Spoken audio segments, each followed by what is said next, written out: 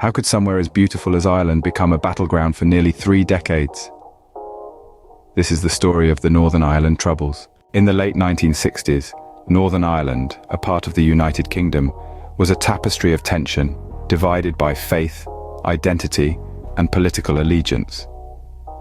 The division lay between two groups: the majority Protestants who wanted Northern Ireland to remain a part of the UK, also known as Unionists or Loyalists, and the minority Catholics who wished for the region to join the Republic of Ireland, referred to as Nationalists or Republicans. This deep-rooted division boiled over in 1968. The civil rights movement, inspired by its American counterpart, began demanding equal rights for the Catholic minority, protesting against gerrymandering, discrimination in housing and jobs. The protests were met with violent backlash, both from the Protestant community and the British state, triggering an escalation of events. The year 1971 saw the introduction of internment without trial, an attempt by the government to quell the rising tide of violence. However, it predominantly targeted the Catholic community, exacerbating the situation and leading to increased support for the Irish Republican Army, a paramilitary group fighting for a united Ireland.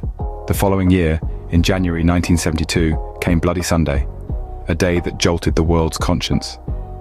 During a peaceful protest in Derry, British soldiers opened fire on the crowd, killing 14 unarmed civilians. This event significantly intensified the conflict, with the IRA gaining more support and carrying out retaliatory attacks against the British state.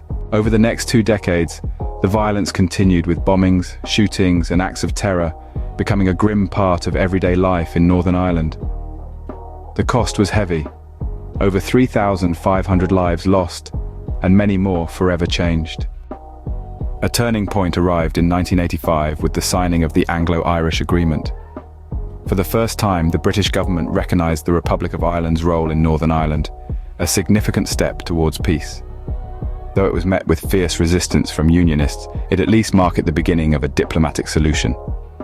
The climax of this historical narrative came in 1998 with the Good Friday Agreement, as Tony Blair's Labour Party took office, having ousted the Conservative from power.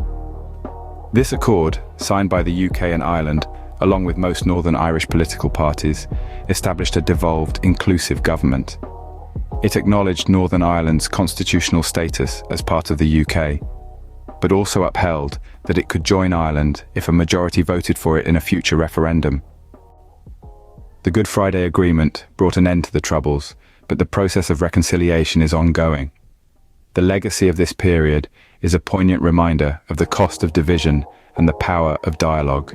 To reflect on the Northern Ireland Troubles, we understand the importance of acknowledging different perspectives, of striving for equality, and of peaceful resolution to conflict. It challenges us to question, how can we apply these lessons to the conflicts we see around the world today? How do we ensure that history does not repeat itself? Remember, the path to peace is often long and arduous, but it is a journey worth undertaking. Through understanding our past, we can strive to shape a more peaceful future.